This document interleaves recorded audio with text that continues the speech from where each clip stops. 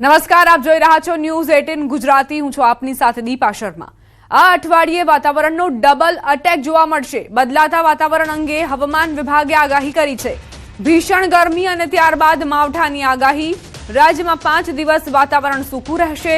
19 અને 20 એપ્રિલે કમોસમી વરસાદની આગાહી કરી છે. અમરેલી, ભાવનગર, સાબરકાંઠા, અરવલ્લી, દાહોદ, મહીસાગરમાં વરસાદની આગાહી કરાઈ છે.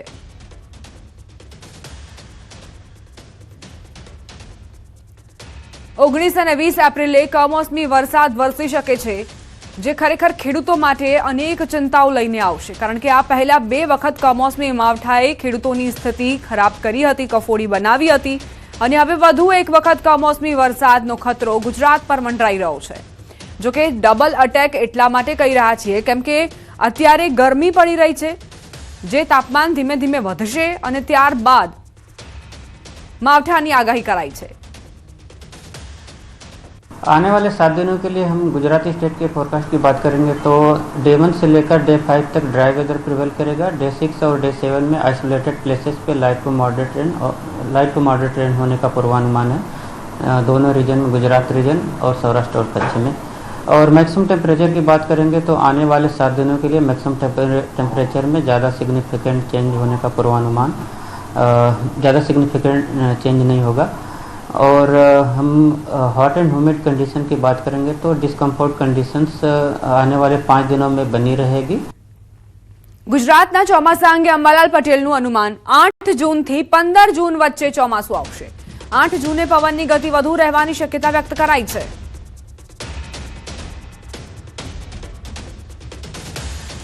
ભારતમાં ચોમાસું તો ખંડવૃષ્ટિ બને છે, પણ ગુજરાતનું ચોમાસું લગભગ 8મી જૂનથી 15મી જૂન વચ્ચે ચોમાસાનો વરસાદ કેટલાક ભાગમાં થઈ જવાની શક્યતા રહે છે, મૃગશીર નક્ષત્રમાં. અને આ વરસાદ થવાનું અંગે જોવા જઈએ તો જે 8મી જૂને પવનની ગતિ વધારે રહેવાની શક્યતા છે, અને પવનની ગતિના કારણે વરસાદ થવાની શક્યતા ગણી શકાય. રાજ્યમાં એકંદરે સારું રહેશે ચોમાસું. રાજ્યમાં 96 થી 98% વરસાદની શક્યતા વ્યક્ત કરવામાં આવી છે. અંબાલાલ પટેલે આ આગાહી કરી છે. આ વખતે ગુજરાતમાં વરસાદની સ્થિતિ એકંદરે સારી રહેવાની શક્યતા રહે છે. બલકે અલબત્ત કોઈ ઠેકાણે ખંડવૃષ્ટિ થવાની શક્યતા રહે છે, પરંતુ એકંદરે ગુજરાતનું ચોમાસું લગભગ કોઈ ભાગમાં 92-94%, પણ કોઈ ભાગમાં 96% અને કોઈ ભાગમાં 98% રહેવાની શક્યતા ગણી શકાય. ખાસ કરીને સરવાળે એકંદરે જોઈએ તો 96% થી 98% વચ્ચે ગુજરાતના ચોમાસાની શક્યતા રહે છે. સાયક્લોન અંગે અંબાલાલ પટેલનું અનુમાન મે માસમાં ગુજરાતમાં વાવાઝોડું સર્જાશે. 8 થી 20 જૂન વચ્ચે અરબ સાગરમાં સાયક્લોન બનશે. કચ્છના ભાગો અને સૌરાષ્ટ્રના પશ્ચિમ ભાગો અને સૌરાષ્ટ્રના દક્ષિણ ભાગોમાં વરસાદ સારો થવાની શક્યતા રહે છે. કારણ કે જો એક સાયક્લોન બનવાની શક્યતા લગભગ મે માસમાં છે, અને 8મી જૂનથી 20મી જૂન વચ્ચે પણ અરબ સાગર સક્રિય થવાની શક્યતા છે. જો આ સાયક્લોન વહેલું બની જાય અને તેનો ભેજ વધારે ઓમાન તરફ ખેંચાઈ ન જાય તો ગુજરાતનું ચોમાસું સમયસર આવી જવાની શક્યતા છે. મધ્ય અને દક્ષિણ ગુજરાતમાં સારા વરસાદની શક્યતા છે. વડોદરા અને આણંદમાં સારા વરસાદનું અનુમાન. ઉત્તર ગુજરાતમાં હળવો વરસાદ વરસી શકે છે તેવું પણ અનુમાન. ગુજરાતમાં જે મધ્ય ગુજરાત છે, દક્ષિણ ગુજરાતમાં સારો વરસાદ થવાની શક્યતા રહે છે. મધ્ય ગુજરાતમાં વડોદરા, આણંદ વગેરે ભાગમાં સારો વરસાદ થવાની શક્યતા રહે છે. નવસારી, ભરૂચના ભાગમાં વરસાદ થવાની શક્યતા રહે છે. પરંતુ ઉત્તર ગુજરાતમાં કંઈક અંશે હળવો મધ્યમ વરસાદ થવાની શક્યતા રહી શકે. ઉત્તર ગુજરાતના ભાગોમાં કોઈ ભાગમાં વરસાદ સૌરાષ્ટ્રના ભાગમાં પહેલો થયા પછી ધીરે ધીરે આવી શકવાની શક્યતા રહે. ચોમાસાને લઈ મોટી આગાહી. હવામાન નિષ્ણાંત અથ્રેયા શેટ્ટીની આગાહી. દેશમાં 90 થી 96% વરસાદ સંભવ. ચોમાસું સામાન્યથી નબળું રહેવાનું અનુમાન. બંગાળની ખાડીમાં લો પ્રેશર ઓછું બનવાથી ચોમાસામાં સામાન્ય વરસાદ પડવાની આગાહી કરી. ગુજરાતમાં સામાન્યથી નબળું ચોમાસું રહેશે. સૌરાષ્ટ્રના વિસ્તારમાં ઓછો વરસાદ પડી શકે છે. મધ્ય ગુજરાતમાં પણ ઓછો વરસાદ પડવાની સંભાવના। इस बार पूरे सीज़न का अगर देखें तो जून से सितंबर के बीच में तो मानसून की सामान्य से कम बारिश होने की संभावना लग रही है और इसका मुख्य कारण तो है कि जो प्रशांत महासागर में एल नीनो की स्थिति उभर कर आ रही है तो उसका मानसून पर असर पड़ेगा, जिसकी वजह से इस साल पूरे सीज़न की अगर बात करें तो बारिश कम नज़र आ रही है। बंगाल की खाड़ी में जो लो प्रेशर की स्थिति है और जो लो प्रेशर के एक सिस्टम बनते रहते हैं वो इस बार सामान्य से काफ़ी कम नज़र आ रहे हैं और अगर बने भी तो पूरी तरह से गुजरात की तरफ नहीं आने की उम्मीद है। तो इसी का मुख्य कारण है कि गुजरात में इस साल बारिश सामान्य से कम देखने मिल सकती है और इसलिए जो सबसे कम बारिश की स्थिति हो सकती है वो सौराष्ट्र के कुछ इलाके यानी मध्य या दक्षिणी इलाके और जो उत्तर पूर्वी और मध्य गुजरात के इलाके हैं, इन इलाकों में ऐसे पूरे सीज़न की अगर बात करें तो इन इलाकों में सबसे कम बारिश की अनुमान ऐसे लग रही है पूरे अगर गुजरात स्टेट की बात करें तब। ગુજરાતમાં ચોમાસા અંગે 4 પૂર્વાનુમાન, હવામાન વિભાગ સાથે આગાહીકારોની આગાહી, ચોમાસા અંગે અંબાલાલ પટેલની આગાહી, વરસાદની ટકાવારી સાથે અથરેયા શેટ્ટીએ પણ આગાહી કરી છે। જાણો ગુજરાતમાં ચોમાસું કેવું રહેશે અને કેટલા ટકા વરસાદ રહેશે, કયા ઝોનમાં ક્યારે વરસાદ આવી શકે છે અને વાવાઝોડું ક્યારે સક્રિય થશે, આ તમામ માહિતી। તો ભારતમાં વરસાદ કેવો રહેવાનો છે અને ખાસ કરીને ગુજરાતમાં કેવો રહેવાનો છે, અલગ અલગ હવામાન એજન્સી હોય અથવા આગાહીકારો હોય તેમના તરફથી શું કહેવામાં આવ્યું છે, સૌથી પહેલા એ જણાવી દઈએ તો હવામાન વિભાગનું કહેવું છે કે સામાન્યથી નબળું રહેશે ચોમાસું સમગ્ર દેશની અંદર। 92% ચોમાસું રહેવાની શક્યતા જે છે તે હવામાન વિભાગ તરફથી જણાવવામાં આવી છે। હવે સ્કાયમેટની વાત કરીએ, સ્કાયમેટના અનુમાન પ્રમાણે સામાન્યથી નબળું ચોમાસું સમગ્ર દેશમાં રહેશે, અંદાજિત 94% રહેશે તેવું સ્કાયમેટનું કહેવું છે। અમારા હવામાન આગાહીકાર જે છે અથરેયા શેટ્ટી, જેમની સાથે અમે વાત કરી હતી, તો તેઓએ કહ્યું હતું કે સામાન્યથી નબળું ચોમાસું દેશમાં રહેશે 90 થી 96%। અને અમે પૂછ્યું કે ભાઈ ગુજરાતનું તો તમે કહો, તો તેમણે કહ્યું કે ગુજરાતમાં પણ 95 થી 96% વરસાદ જે છે તેની પરિસ્થિતિ જોવા મળી શકે છે। અંબાલાલ પટેલ કે જેમને પણ માનવું છે કે સામાન્ય રહેશે, એકમાત્ર આગાહીકાર કે જેઓ કહે છે કે સામાન્ય વરસાદ એટલે કે 96 થી 98% રહેશે, ગુજરાતની અંદર 5% ઉપર નીચે હોઈ શકે છે। હવે અંબાલાલ પટેલે અમે પૂછ્યું કે ચલો કાકા હવે એ પણ જણાવી દો કે ઝોન વાઇઝ શું રહેશે, તો તેમણે કહ્યું કે ગુજરાતમાં એકંદરે 96 થી 98% તો વરસાદ સંભવ છે, પરંતુ કચ્છની જો આપણે વાત કરીએ તો ત્યાં આગળ 94 થી 96% વરસાદ રહી શકે છે। ત્યારબાદ ઉત્તર ગુજરાતની વાત કરીએ તો ઉત્તર ગુજરાતમાં પણ 92 થી 96% વરસાદ રહી શકે છે, મધ્ય ગુજરાતમાં પણ 94 થી 96% વરસાદ રહી શકે છે। આ સામાન્યથી થોડા નજીકના આંકડાઓ છે, 5% ઉપર નીચે થઈ શકે છે। દક્ષિણ ગુજરાતમાં પણ 98% વરસાદ રહી શકે છે તેવું અંબાલાલે કહ્યું છે અને સૌરાષ્ટ્રમાં પણ 94 થી 98% વરસાદ રહી શકે છે તેવું અંબાલાલ પટેલ તરફથી જણાવવામાં આવ્યું છે। હવે ગુજરાતમાં ચોમાસું કેવું રહેશે, ગુજરાતમાં એકંદરે ચોમાસું સારું રહેશે। દેશભરની અંદર જો વાત કરીએ તો સામાન્યથી નબળા રહેવાની શક્યતા છે, પરંતુ ગુજરાતમાં એકંદરે ચોમાસું સારું રહેશે। 17 મે બાદ અરબ સાગરમાં બંગાળની ખાડી સક્રિય થઈ જશે। 2 વાવાઝોડાની પરિસ્થિતિ હાલમાં ઇમેજમાં જે રીતે આપ જોઈ રહ્યા છો તે રીતની જોવા મળી રહી છે। મે મહિનામાં સંભવિત વાવાઝોડા જે છે તે હાલમાં જોવા મળી રહ્યા છે। મે મહિનામાં વાવાઝોડાની સંભાવના જે છે તે જોવા મળી રહી છે। ચોમાસાની એન્ટ્રી ક્યારે થશે તેની વાત કરી લઈએ। હવે તો પહેલા તો એ જાણી લઈએ કે 12 થી 20 મે દરમિયાન આંદામાન નિકોબારમાં ચોમાસાની એન્ટ્રી થઈ જશે। આંદામાન નિકોબાર જે છે ત્યાં આગળ 12 થી 20 મેની અંદર એન્ટ્રી થઈ જશે અને અંબાલાલ પટેલનું જે અનુમાન છે તે પ્રમાણે જો આપણે વાત કરીએ તો 8 જૂનથી 15 જૂન વચ્ચે ગુજરાતમાં ચોમાસાની એન્ટ્રી સંભવ છે। દર વખતની જે તારીખ છે તે 15 જૂનની આસપાસની જ હોય છે અને આ વખતે પણ અંબાલાલ તરફથી જે કહેવામાં આવી રહ્યું છે તે પ્રમાણે પણ 8 જૂનથી 15 જૂન વચ્ચેની તારીખ જે છે તે આપવામાં આવી છે। 8 જૂનથી 20 જૂનની દરમિયાન સક્રિય થઈ શકે છે અરબ સાગર। જેટલો અરબ સાગર સક્રિય થશે વધુ વરસાદની શક્યતાઓ જે છે તે તેમાં જોવા મળતી હોય છે। તો 8 થી 15 જૂનની અંદર જે છે તે ચોમાસું આવી જશે ગુજરાતની અંદર, જે સંભવિત તારીખ અંબાલાલ પટેલ તરફથી આપવામાં આવી છે। સમાચારોમાં હવે આગળ વધીએ ચાંદખેડાથી સમાચાર, જ્યાં બાળકીઓના શંકાસ્પદ મોતના મામલે વધુ અપડેટ્સ પ્રાપ્ત થઈ રહ્યા છે। બનાવ સંદર્ભે માતા પિતાની પૂછપરછ કરાઈ, હજુ સુધી કોઈ યોગ્ય વિગત નથી મળી। એફએસએલના રિપોર્ટ હજુ આવવાના બાકી છે। ગઈકાલે બપોરે 2 વાગ્યાથી મોડી રાત સુધી પૂછપરછ કરવામાં આવી। ભાવનાની પુત્ર થાય તેવી સામાન્ય અપેક્ષા હતી। એફએસએલ રિપોર્ટ બાદ મોતનું સાચું કારણ સામે આવશે।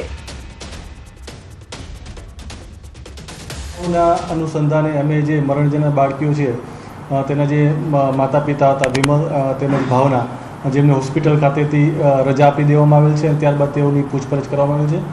પરંતુ તેઓની પૂછપરછમાં બી હજુ સુધી કોઈ ફળદાયક હકીકત મળેલ નથી. તેમજ જે પણ સેમ્પલ FSL ખાતે મોકલવામાં આવેલા હતા તેનું પણ હજી પરિણામ છે એ આવવા ઉપર બાકી છે, જેથી તેનું પરિણામ આવશે ત્યારબાદ જ જે બાળકીઓનું મરણ થયું છે તેના મૃત્યુનું ચોક્કસ કારણ જાણી શકાશે. સુરતના એક કુલીનું વલસાડના ઉદવાડા રેલવે સ્ટેશન નજીક શંકાસ્પદ મોત નીપજ્યું, જેના બાદ તેના પરિવારજનોએ વલસાડ સિવિલ હોસ્પિટલ પહોંચીને હોબાળો મચાવ્યો.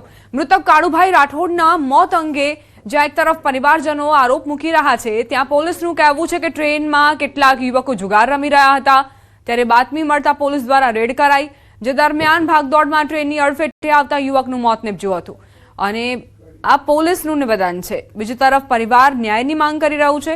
પોલીસ આ મામલે જુગાર દરમિયાન જે રેડમાં રોકડ રકમ સહિત અન્ય મુદ્દામાલ કબજે કર્યો તેનો દાવો કરી રહી છે.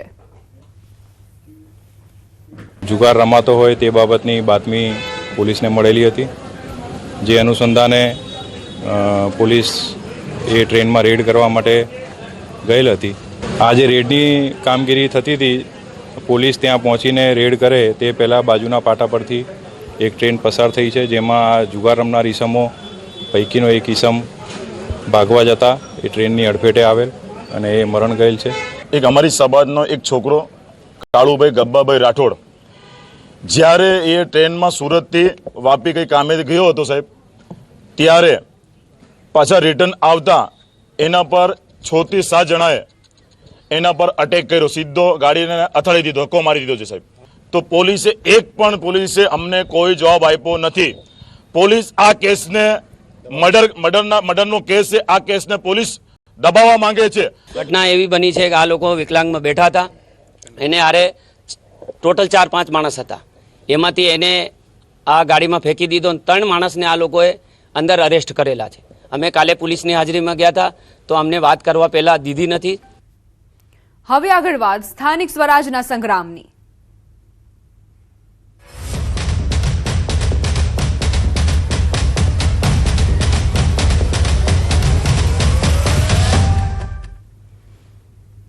નડિયાદ મહાનગરપાલિકાની ચૂંટણી પહેલા હાઈ વોલ્ટેજ રાજકીય ડ્રામા શરૂ થયો છે. કોંગ્રેસે પોતાના 25 ઉમેદવારોને રાતોરાત અજ્ઞાત સ્થળે ખસેડીને મોટી રણનીતિ અપનાવી છે. ફોર્મ પાછું ખેંચાવા દબાણ અને તોડજોડની આશંકાને ધ્યાનમાં રાખીને હાઈકમાન્ડના આદેશ બાદ ઉમેદવારોને સુરક્ષિત સ્થળે રાખવામાં આવ્યા છે. કોંગ્રેસ પ્રમુખ હાર્દિક ભટ્ટે આરોપ લગાવ્યો કે ઉમેદવારોને 30 થી 60 લાખ સુધીની ઓફર કરવામાં આવી રહી છે અને ધાક ધમકી આપવામાં આવી રહી છે. લોકશાહી બચાવવા કોંગ્રેસે આ માસ્ટર સ્ટ્રોક લીધો હોવાનું જણાવાયું છે. ખેડા જિલ્લામાં સ્થાનિક સ્વરાજ ચૂંટણીનું આવતીકાલે ફોર્મ ખેંચવાનો અંતિમ દિવસ છે. તે પહેલા કોંગ્રેસના મહાનગરપાલિકાના 50માંથી 25 જિલ્લા ઉમેદવારોને અજ્ઞાત સ્થળે પર લઈ જવામાં આવ્યા છે. આપણી સાથે શહેર કોંગ્રેસ પ્રમુખ હાર્દિક ભટ્ટ જોડાયા છે. હાર્દિક ભટ્ટ, એવું તો શું થયું કે 25 થી વધુ ઉમેદવારોને બહાર લઈ જવા પડ્યા? નડિયાદના 30 વર્ષના જે શાસનના દાવા કરી રહ્યા છે કે અમે વિકાસ કરી રહ્યા છીએ, એ લોકો ગભરાઈ ગયા છે અને ગભરાટને કારણે આજે અમારા ઉમેદવારોને ધમકીઓ આપી રહ્યા છે. ટેકેદારોને ધમકીઓ ગઈકાલથી શરૂ હતી. ટેકેદારોનું ફોર્મ પાછા ખેંચવા લઈ ગયા, પરંતુ નિયમ મુજબ ચાલ્યું નહીં, એટલે અમારા 50 ફોર્મ ગઈકાલે મંજૂર રાખ્યા. પરંતુ એ મંજૂર રાખવાને હજુ ગભરાટ વધી, એને કારણે ગઈકાલ રાતથી પરિવારને જે લોકો બહાર જતા રહ્યા છે એ લોકોના ઘરે જઈ ધમકીઓ આપે છે. 50-50, 60-60 જણનું ટોળું જઈ રહ્યું છે. 30 લાખથી 60 લાખ રૂપિયા સુધી કોંગ્રેસના ઉમેદવારોનો ભાવ બોલાઈ રહ્યો છે. એ લોકો મહાનગરપાલિકામાં જે લોકો ઊભા રહ્યા છે એમને આટલા રૂપિયા આપવા તૈયાર છે અને 1-2 જણને આપ્યા છે. બાકી એક વસ્તુ છે, મેં ઉમેદવારો ઊભા રાખ્યા છે. છેલ્લા 1 મહિનાથી હું મહેનત કરતો હતો, બરાબર છે, તો મારા ઉમેદવારો કેમ લઈ ગયા? બી ગયા છે. બિલકુલ ચોક્કસથી હાર્દિક ભટ્ટે ભાજપ પર સીધા આક્ષેપો કર્યા છે કે ભાજપ દ્વારા આ જે ઉમેદવારો છે તેમને મોટા પૈસાની રૂપિયાની લાલચ આપવામાં આવી છે, જેના કારણે તેમને અત્યારે ઉમેદવારોના સ્થળે મોકલવાની ફરજ પડી છે. ઉમંગ પટેલ, ન્યૂઝ 18 ગુજરાતી, નડિયાદ. પોરબંદર મહાનગરપાલિકાની ચૂંટણીને લઈને રાજકીય ગરમાવો અને તોડજોડની આશંકાને લઈને કોંગ્રેસના ઉમેદવારોને અજ્ઞાત સ્થળે ખસેડવામાં આવ્યા. ફોર્મ ખેંચવાને લઈને તોડજોડ થાય, લોભ લાલચ કે ધાક ધમકીથી ફોર્મ ખેંચવા દબાણ ન થાય તે માટે ઉમેદવારોને સુરક્ષિત સ્થળે મોકલવામાં આવ્યા છે. કેન્ડિડેટોને અમારા ક્યાંક ને ક્યાંક પૈસાની લાલચ આપી દબાવી અને ભારતીય જનતા પાર્ટીના ગુંડાઓ દ્વારા ક્યાંક ને ક્યાંક દબાણ ઊભું કર્યું હોય તો અત્યારે હાલમાં અમારા 32 જે કેન્ડિડેટ છે એને અમે સેફ જગ્યાએ ખસેડેલા છે અને અમને ક્યાંક ને ક્યાંક એવું લાગે છે કે અહીંયા લોકશાહીનું હનન થતું હોય. વડોદરાના વોર્ડ નંબર 15માં વાઘોડિયા રોડ પર આવેલ રણછોડ પાર્ક સોસાયટીમાં રહીશોએ બેનર લગાવ્યા છે, જેમાં લખ્યું છે કે રામ ભક્ત સોસાયટીમાં કોંગ્રેસે પ્રવેશવું નહીં. તો સાથે જ પક્ષ બદલીને કોંગ્રેસમાં ગયેલા ઉમેદવારો સામે પણ તેમણે રોષ વ્યક્ત કર્યો.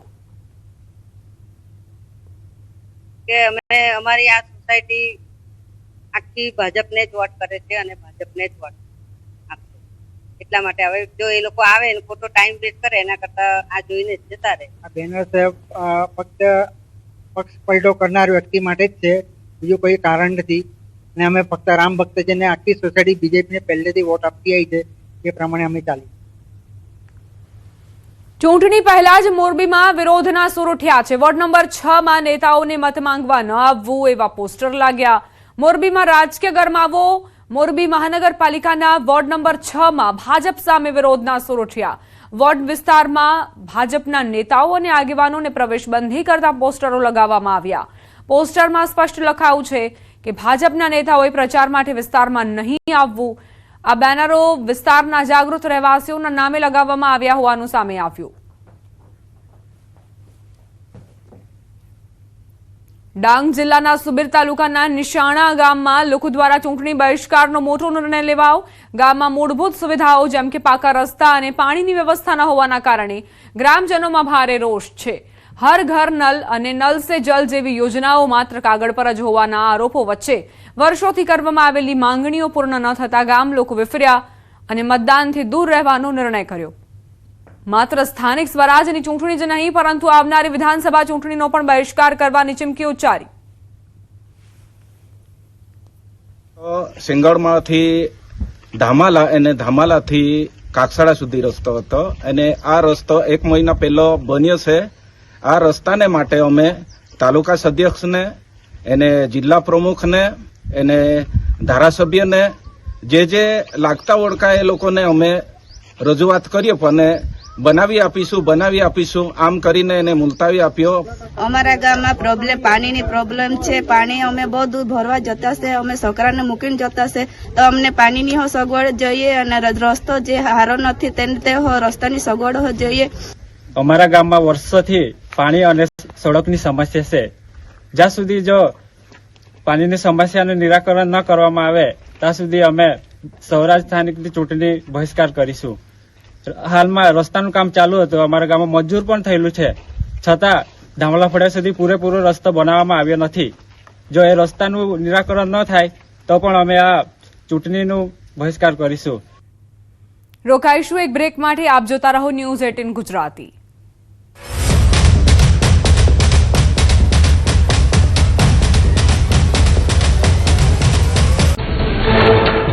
આગામી 24 કલાક કચ્છમાં હીટવેવની હવામાન વિભાગે કરી આગાહી. દરિયાકાંઠાના વિસ્તારમાં ગરમ અને ભેજવાળા પવન ફૂંકાશે. ગરમ અને ભેજવાળા પવનના કારણે અનુભવાશે અકળામણ. 5 દિવસ બાદ ફરી માવઠાનું હવામાન નિષ્ણાંત અથરેયા શેટ્ટીનું અનુમાન. વેસ્ટર્ન ડિસ્ટર્બન્સના કારણે 19 એપ્રિલથી શરૂ થઈ શકે માવઠાનું રાઉન્ડ. સૌરાષ્ટ્ર, દક્ષિણ ગુજરાત અને મધ્ય ગુજરાતમાં આગાહી. શ્રીનગરના દાલ લેકમાં પ્રવાસીઓનો જમાવડો. હવામાન ચોખ્ખું થતા પ્રવાસીઓએ શિકારા રાઇડની મજા માણી. દાલ લેકના નયનરમ્ય દ્રશ્યો જોઈ પ્રવાસીઓ થયા રોમાંચિત. જમ્મુ કાશ્મીરના ભાદરવાહમાં કુદરતી સૌંદર્યને જાળવી રાખવા તંત્ર સજ્જ. ડેવલપમેન્ટ ઓથોરિટીએ પહાડોમાં હાથ ધર્યું સફાઈ અભિયાન. પ્રવાસન સ્થળોને પ્લાસ્ટિક મુક્ત કરવા તંત્ર મેદાને. હિમાચલ પ્રદેશના શિમલામાં પ્રવાસીઓનું ઘોડાપૂર. વીકેન્ડ માણવા પહાડોની રાણીના શરણે પહોંચ્યા હજારો સહેલાણીઓ. વીકેન્ડમાં હોટલો હાઉસફુલ. વેપારીઓમાં પણ જોવા મળ્યો ભારે ઉત્સાહ. ગીર સોમનાથના તાલાલા મેંગો માર્કેટમાં 19 એપ્રિલથી થશે કેસર કેરીનું આગમન.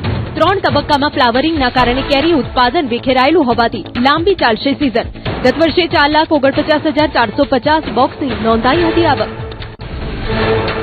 જમ્મુ કાશ્મીરના સાંબામાં કુદરતનો પ્રકોપ. માવઠાએ સાંબાના સરહદી વિસ્તારોમાં ઘઉંના પાકનો વાળ્યો કચ્ચરઘાણ. નુકસાનના ડરે ખેડૂતોએ વહેલી શરૂ કરી લલણી. વરસાદના ડરથી સાંબાના ખેડૂતો પાક બચાવવા કરી રહ્યા છે મથામણ. જમ્મુ કાશ્મીરના કુલગામમાં ખેડૂતો પર ફાટ્યું આપ. અજાણ્યા શખ્સોએ સફરજનના બગીચા ઉજ્જડ કર્યા. રાતોરાત સફરજનના અનેક વૃક્ષો કાપી નાખતા ખેડૂત પરિવારો પાયમાલ. વળતર અને તપાસની ઉઠી માંગ. ઉત્તર પ્રદેશના લખનૌમાં મુખ્યમંત્રી આવાસ પર યોજાયો જનતા દરબાર. સીએમ યોગી આદિત્યનાથે રૂબરૂ સાંભળી લોકોની ફરિયાદો. જનતા દર્શનમાં દૂર દૂરથી આવેલા લોકોના પ્રશ્નોના ત્વરિત નિકાલ માટે આપ્યા આદેશ. વૈશાખી પર્વ પર હરિદ્વારમાં ઉમટ્યું શ્રદ્ધાળુઓનું ઘોડાપુર. હરકી પૌડી પર હજારો શ્રદ્ધાળુઓએ લગાવી પવિત્ર ડૂબકી. ગંગા મૈયાની ગોદમાં ભક્તોએ બાંધ્યું પુણ્યનું ભાથું. સુરતમાં સરકારી શાળાઓનો ક્રેઝ.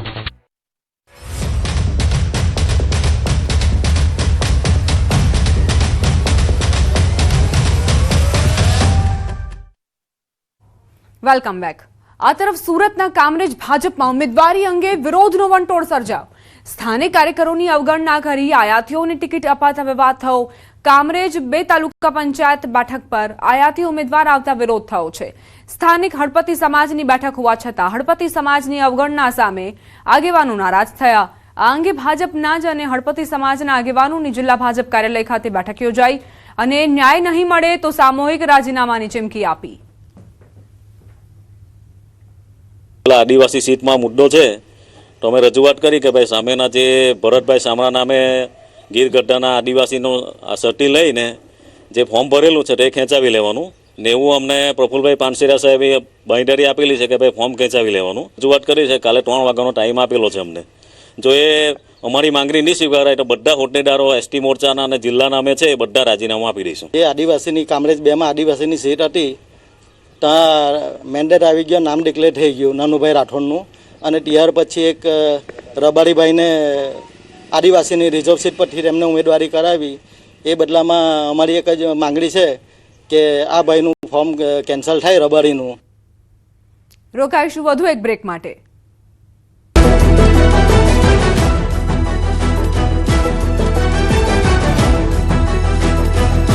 વિચાર એટલા સફેદ તમારી આંખોનો તારો ધવલભાઈ ધોળિયા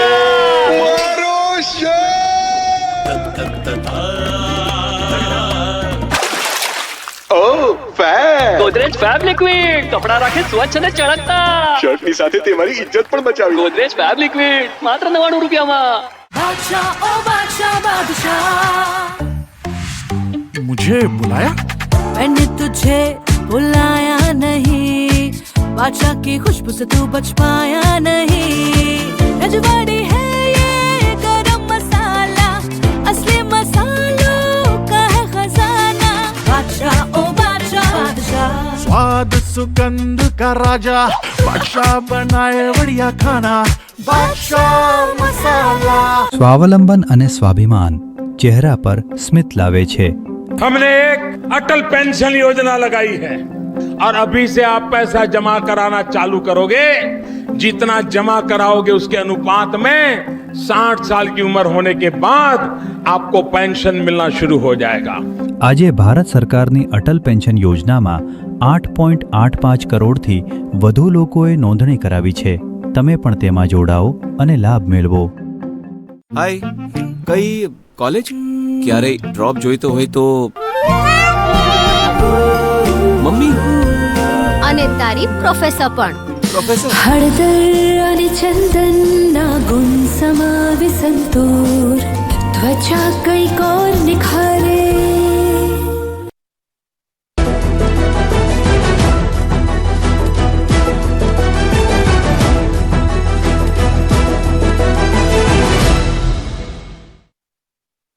મિડલ ઈસ્ટના યુદ્ધની સીધી અસર હવે ભરૂચ જિલ્લાના ઉદ્યોગો પર જોવા મળી રહી છે. ખાસ કરીને એમએસએમઈ ઉદ્યોગ માટે કાચા માલની અછત અને વધતા ખર્ચના કારણે મુશ્કેલીઓ ઊભી થઈ છે. પેટ્રોકેમિકલ ઉત્પાદનોની સપ્લાયમાં ઘટાડાના કારણે પોલિમરના દાણાની કિંમતોમાં વધારો નોંધાયો છે. યુદ્ધ પહેલા આશરે ₹98 પ્રતિ કિલો મળતા પોલિમરના દાણા હવે ₹168 પ્રતિ કિલો સુધી પહોંચી ગયા છે, જે લગભગ 80% જેટલો વધારો દર્શાવે છે. આ ભાવ વધારાના કારણે ઉદ્યોગોમાં પ્રોડક્શન કોસ્ટ નોંધપાત્ર રીતે વધી ગઈ છે. પરિણામે પ્લાસ્ટિકના ઉત્પાદનો અને જંતુનાશક દવાઓના ભાવમાં પણ વધારો થવા લાગ્યો છે, જેની સીધી અસર બજાર અને સામાન્ય ગ્રાહકો પર પડી રહી છે. ઉદ્યોગ જગતમાં આ પરિસ્થિતિને લઈને ચિંતાનો માહોલ છે અને સરકાર તરફથી તાત્કાલિક સહાય કે રાહત પગલાં લેવામાં આવે તેવી માંગ છે.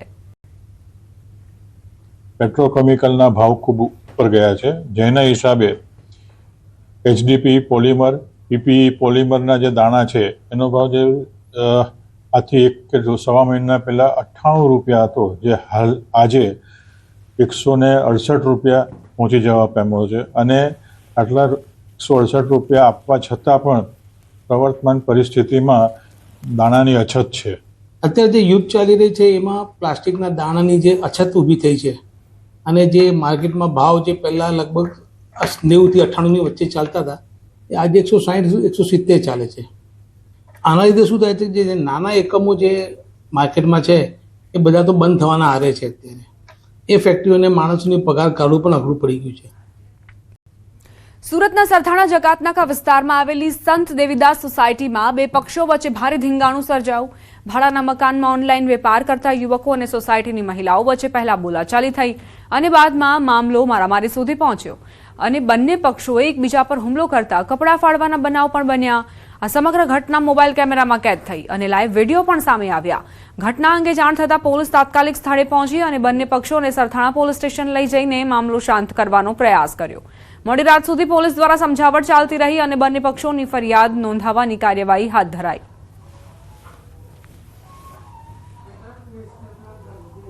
વલસાડ જિલ્લાના ઉમરગામના મામલતદાર DC બ્રાહ્મણ કાછ દ્વારા ચૂંટણીના માહોલ વચ્ચે ટ્રેન નીચે પડતું મૂકીને આપઘાત કરી લેતા ચકચાર મચી છે.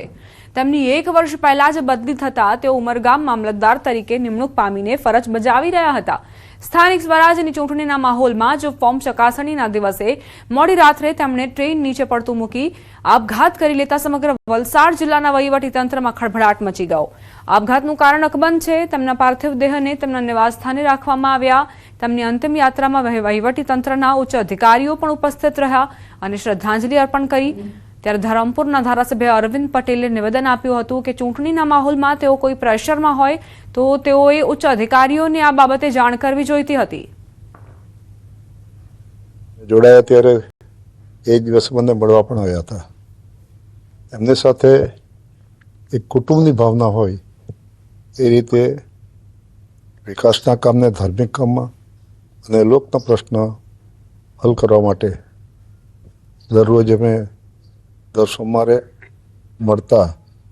પણ આ જે ઘટના બની જાણી એ ખૂબ જ દુઃખદ ઘટના છે. એમના જીવનની અંદર આ એવો વિચાર, ભક્તિભાવ જીવન હોય ત્યારે એવો વિચાર કેમ આવ્યો એ પણ અમને સમજાતું નથી. આ સ્થાનિક સ્વરાજ્યની ચૂંટણી હોય એમાં કંઈક ને કંઈક અંશે એમના પર પ્રેશર પણ આવતું હોય અને આ સહન કરવા માટે કોઈક આવી રીતે પગલું ભરી લે તો ખૂબ ખોટું છે. અને એમણે હિંમત રાખવી જોઈતી હતી કે એમના વડા અધિકારીઓનું માર્ગદર્શન કે તેમના પર છોડી દેવું જોઈતું હતું. વડોદરા કોર્પોરેશનની ચૂંટણીમાં કોંગ્રેસ ઉમેદવારોમાં ડખા સર્જાયા. વોર્ડ નંબર 1ના કોંગ્રેસના 2 ઉમેદવારો અપક્ષ ઉમેદવાર સાથે દેખાતા હડકંપ મચી ગયો. ઉમેદવાર સોના દેસાઈ, પુષ્પાબેન વાઘેલાએ અત્યારથી પેનલ તોડી હોવાની ચર્ચાએ જોર પકડ્યું છે. તો આજે બાબા સાહેબ આંબેડકરની જન્મ જયંતિ હતી તો એની અંદર હું હોય કે સોનાબેન હોય કે જહાભાઈ હોય, તમામ હોય તો એ પ્રચાર કરવા તો નીકળ્યા નતા. રેલીમાં ડીજે ની અંદર સોંગ બી બાબા સાહેબ આંબેડકરના જ વાગતા હતા. કોઈ એવું નતું કે પ્રસારણનું માધ્યમ હતું, એવું તો હોય છે નહીં. સાથે જ બુલેટિનમાં અત્યારે બસ આટલું જ. આપ જોતા રહો News 18 ગુજરાતી.